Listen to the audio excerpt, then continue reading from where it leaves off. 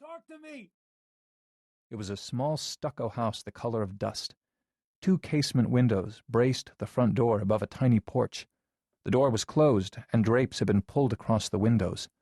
The window on the left was broken from the phone. 8 feet to the right of the porch, a 5-member SWAT tactical team hunkered against the wall, waiting to breach the door.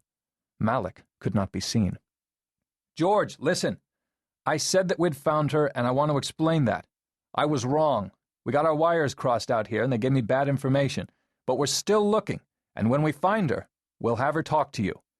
"You lied before, you bastard, and now you're lying again. You're lying to protect that bitch, and I won't have it. I'm going to shoot her dog, then I'm going to blow my brains out."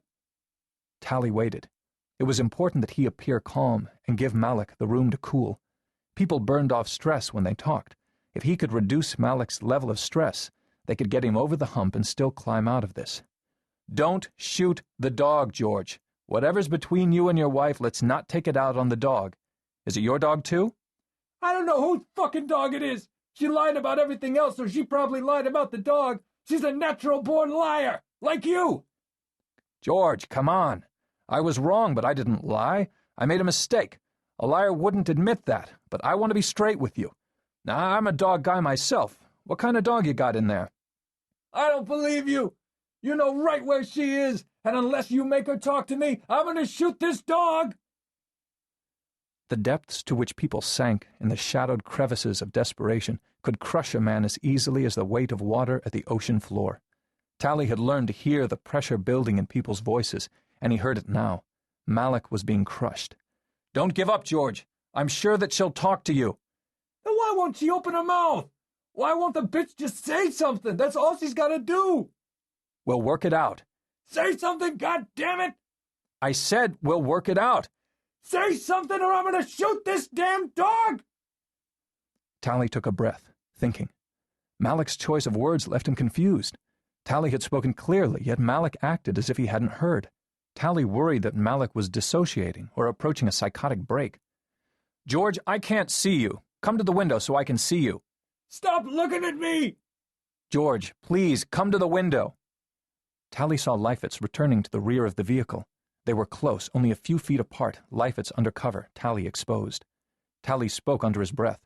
"What's the dog's name?" Leifitz shook his head. "They say he doesn't have a dog." "Open your goddamn mouth right now, or I'm shooting this dog!" Something hard pounded in the center of Talley's head, and his back felt wet. He suddenly realized that illusions worked both ways. The Newton detectives hadn't found Malik's wife because Malik's wife was inside. The neighbors were wrong. She had been inside the entire time, the wife and the boy.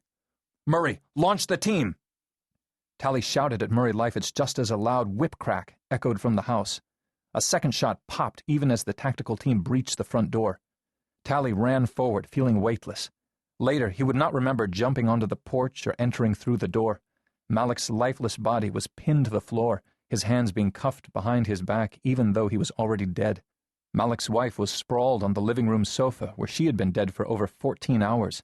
2 TAC officers were trying to stop the geyser of arterial blood that spurted from the neck of Malik's 9-year-old son. One of them screamed for the paramedics. The boy's eyes were wide, searching the room as if trying to find a reason for all this.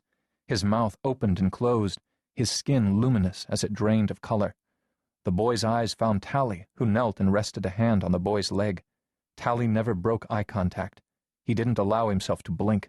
He let Brendan Malik have that comfort as he watched the boy die. After a while, Talley went out to sit on the porch. His head buzzed like he was drunk. Across the street, police officers milled by their cars. Talley lit a cigarette, then replayed the past 11 hours, looking for clues that should have told him what was real. He could not find them. Maybe there weren't any, but he didn't believe that. He had blown it. He had made mistakes. The boy had been here the entire time, curled at the feet of his murdered mother like a loyal and faithful dog. Murray Leifitz put a hand on his shoulder and told him to go home. Jeff Talley had been a Los Angeles SWAT officer for 13 years, serving as a crisis response team negotiator for 6. Today was his 3rd crisis call in 5 days. He tried to recall the boy's eyes, but had already forgotten if they were brown or blue.